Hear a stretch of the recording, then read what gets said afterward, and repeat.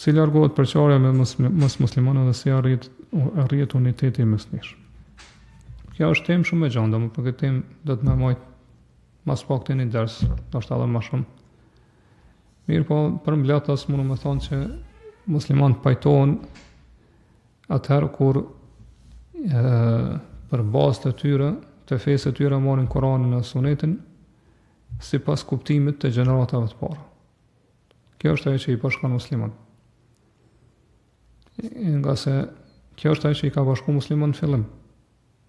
Po në kohën e pejgamberit sallallahu alaihi wasallam, kjo do të i bashkon musliman çdo herë. Po Kurani dhe Suneti.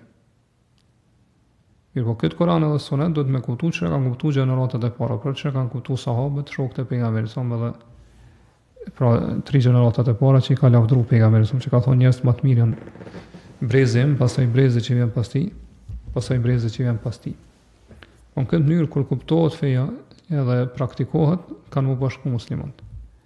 Momente që muslimanët largohen prej këtyre 3 burime ose elementeve të unitetit edhe fuqisë së tyre, atëherë kanë më përqah.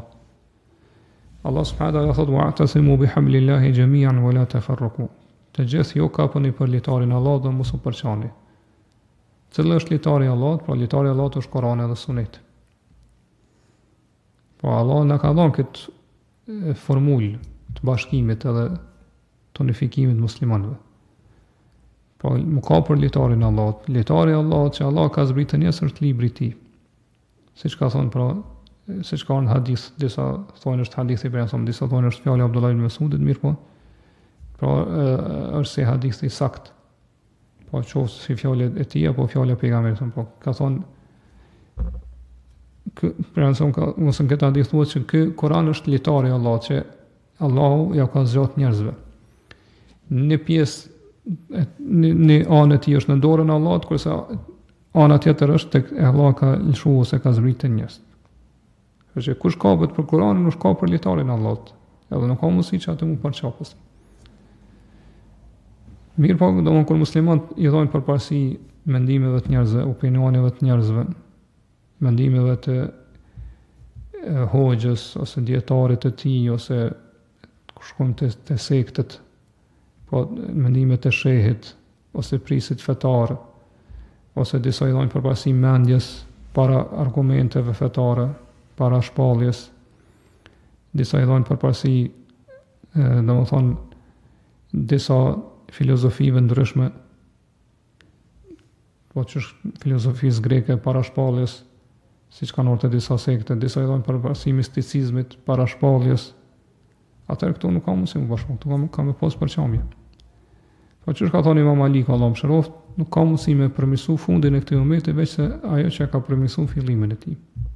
Pra, Kurani dhe Suneti i pejgamberit sallallahu alaihi wasallam.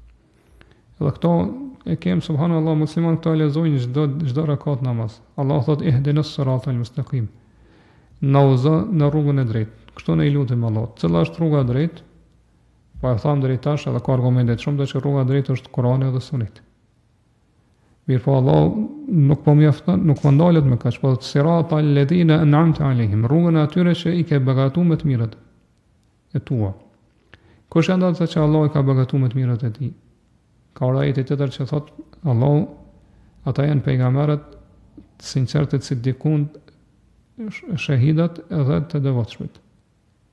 Pra, të parët që i kanë këto cilësi, po si pasus të pejgamberit janë sahabët, shokët e pejgamberit, edhe gjeneratët e para. Po, udha drejt Kurani dhe Suneti, ose pasimi i Kuranit dhe Sunetit është me kuptu që kanë kuptu gjeneratët e para. Në për çdo nakat e lutim Allahun që më na udhëzon këtë rrugë. Mirë po shumë për njerëzve nuk e kuptojnë këto shpjegimin ose kuptimin e këtyre ajeteve, ose kësaj lutje që ja vojnë Allah dhe zora kat, ose keq interpretojnë, ose keq kuptojnë, ose domethënë kundërshtojnë pastaj në praktik, kur dalin prej namazit, po i thu ka thonë pejgamberi sallallahu alajhi wasallam thotë, po është filani ka thonë kështu. Pra mendimin e filanit e vendos para mendimit të pejgamberit sallallahu alajhi wasallam, ose fjalën e dikujt për njerëz vendos para fjalës pejgamberit sallallahu alajhi wasallam. E kjo është ajo pasaj që i përçan musliman.